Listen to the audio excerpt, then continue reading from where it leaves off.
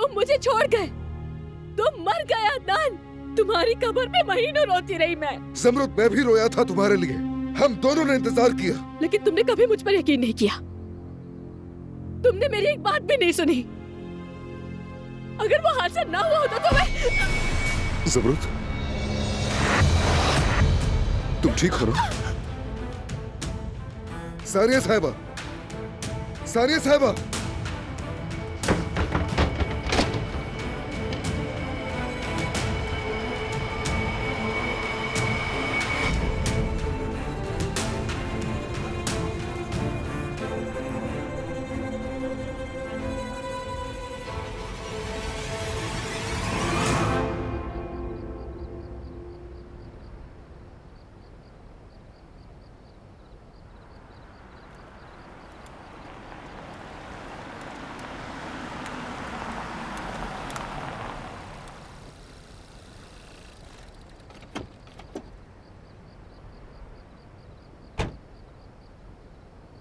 अब्बास, इतनी रात को तुमने मुझे यहाँ क्यों बुलाया है?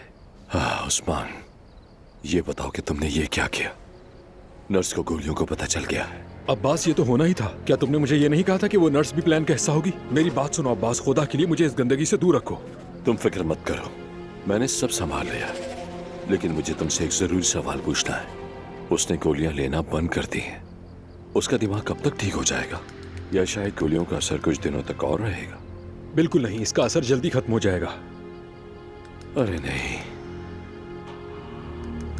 उस्मान,